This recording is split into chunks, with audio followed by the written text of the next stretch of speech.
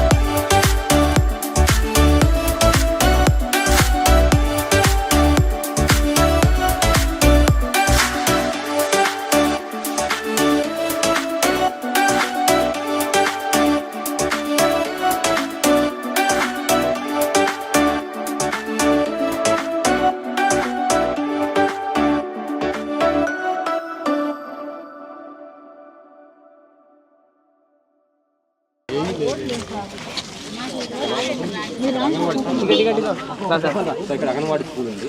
ఈ పక్కన మనకి మన కాంగ్రెస్ ఉన్నప్పుడు కట్టించిన ఇల్లు ఇందిరమ్మ కాలనీ కాంగ్రెస్ ఉన్నప్పుడు కట్టించిన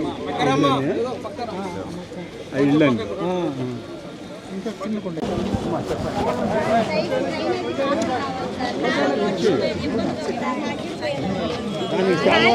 ఈ డ్రైన్ మీరు కట్టుకోవచ్చు. ఈ శాలువాలు నాకు వేసే బదులు సరేనా?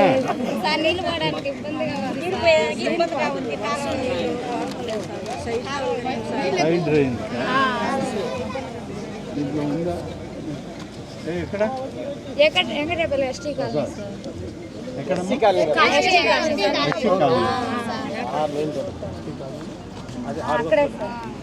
నీళ్ళు పోయే బయటకి ఎక్కడ రోడ్లో మంచినీళ్ళు సౌండ్ కాలంలో రెండు ఇబ్బంది పాపం.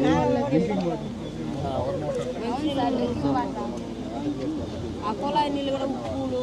ఇప్పుడు ఆర్డబ్ల్యూఎస్ దీంట్లో ఉందా ఇది ఆ నెట్వర్క్లో దాన్ని మనం తీసుకుంటాం అమ్మా. ఇప్పటి వరకు మీకు మంచినీళ్ళ స్కీమ్ పాతది పంచాయతీరాజ్లో ఉంది. ఇప్పుడు అది డిఫంక్ట్ అయిపోతాం. అది మున్సిపాలిటీ వచ్చిన తర్వాత వాళ్ళు ఏం చేయట్లేదు. అందుకని ఆ స్కీమ్ మనకి ఇచ్చేయమని చెప్పి మొన్ననే చెప్పాము. అది రేపు జిల్లా పరిషత్ మీటింగ్ ఉంది. ఆ మీటింగ్లో పెట్టి మనకి ట్రాన్స్ఫర్ అవుతుంది. అయిన తర్వాత మన మున్సిపాలిటీ నుంచి దానికి కూడా కనెక్షన్ ఇప్పించి నీళ్ళు ఇచ్చే ఏర్పాటు చేస్తాం. సైడ్ కాలువలు అనేది చూసి దానికి వచ్చేటువంటి డ్రైన్లకు వచ్చే డబ్బు వచ్చేదాన్ని బట్టి మీ కోటాలో ఫిక్స్ చేయిస్తాం.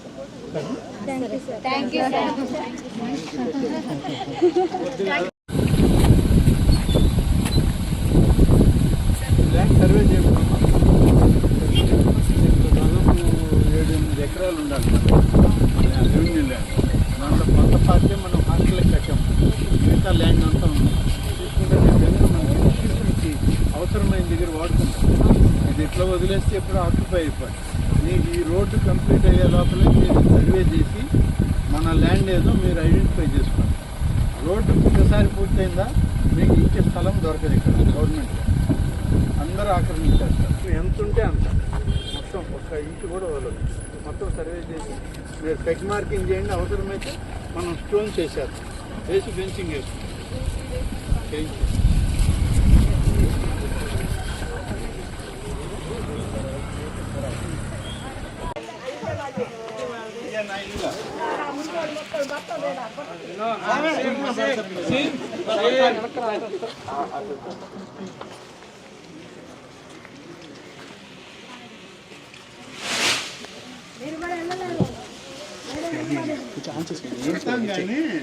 కానీ చాలా జరగాలి కదా.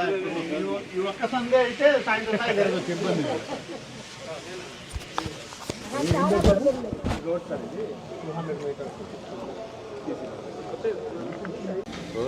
కరెంట్ స్తంభాలు కూడా లేవు. అదే నోట్ చేసుకోండి. ఎలక్ట్రిఫికేషన్ కూడా పోల్స్ ఎక్కడ మనకి షార్టేజ్ ఉన్నాయో పోల్స్ మాట్లాడితే ఎలక్ట్రిసిటీ వాళ్ళతో మాట్లాడాలి. సరేనా? పోల్స్ అదే ప్లేస్ ఇక్కడ ఎంతవరకు ఈ రోడ్డు పెండింగ్ ఉందో ఒకసారి చూడండి. అది కూడా ఎంత పొడుగు 220 మీటర్స్ ప్రహరీ గోడ అయిందయ్యా. ముందు రోడ్డు గారి ఏదైనా మెయిన్ శ్మశానాలు కట్టుకున్నాం.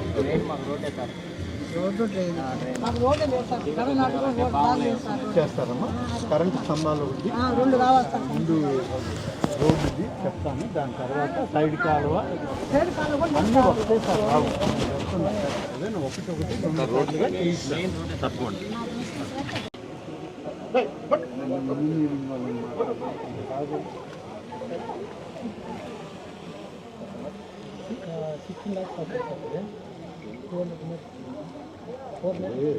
ఎందుకు అవుతుంది అంత కాస్ట్ అంటున్నాను. ఇక్కడ 3 lakhs మున్సిపాలిటీలో కాంక్రీట్ వేరు, పల్లెటూరులో కాంక్రీట్ వేరు. అని నేను మాట్లాడతాను. ప్రకారం వచ్చింటారు 100 మీటర్స్కి ఎంత వేస్తున్నాం మనం రూరల్ ఏరియాలో. అదే కాంక్రీట్ కదా ఏడ కూడా వేసేది.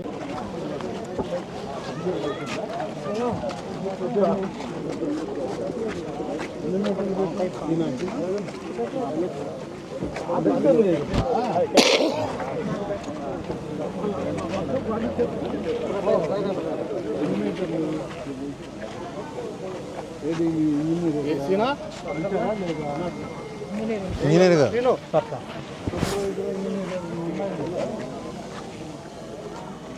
ఎన్ని మీటర్లు ఉంది ఏమన్నా చూసారయ్యా? చూసి చెప్పు నాకు కొలత వేసి. సైడ్ కాలువలు ఇది ఒక రోడ్డు నువ్వు చెప్పే లోపలికి ఉంది సార్. ఇటు లోపలికి ఇంకో రోడ్డు ఉంది. పెట్టాము. ఇప్పుడు ఆ రోడ్డు సిమెంట్ రోడ్డు ఏం రోడ్డు సిమెంట్ రోడ్లేనా సిమెంట్ రోడ్లు వేయడానికి పెట్టాం ప్రపోజల్. అదే చేయబోతుంది. డ్రైనేజీ కూడా ఈ పక్క కాలువ కూడా భలే ఇబ్బంది. లోపలికి ఇళ్లలోకి వచ్చేస్తున్నాయి. డ్రైనేజీ కూడా కావాలి కదా. సైడ్ కాలువ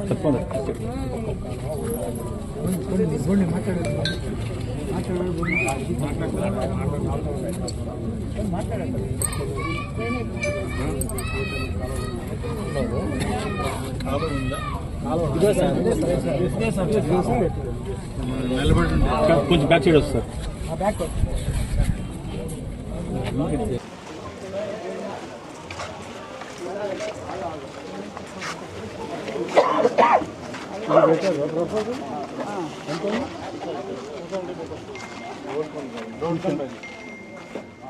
డ్రైన్ ఇటు సైడ్ వస్తుందా డ్రైన్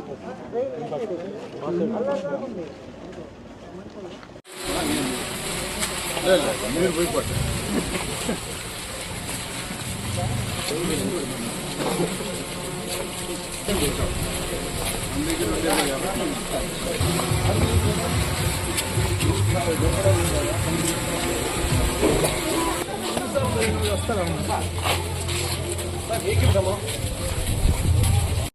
కట్టారా కట్టలేదు సార్ అర్జీలు ఇస్తున్నారు సార్ ఇక్కడ కదా అది గోధుమ పెట్ట 30 లక్షలు శాంక్షన్ అయింది కరెంట్ గారు ఇచ్చారు దాన్ని కూడా అడ్డం వేస్తున్నారు సార్. గోరులు మిట్ అంటే అది శ్మశానం అది చేయిద్దాంలే అది కూడా వచ్చారు చెప్పినారు నాకు ఇప్పుడే అంటే చెప్తాం ముందు రోడ్లు కానీ తర్వాత చేద్దాం. ఇది జరిగి ఎన్ని పెద్దారెడ్డి తరఫున జరిగింది సార్.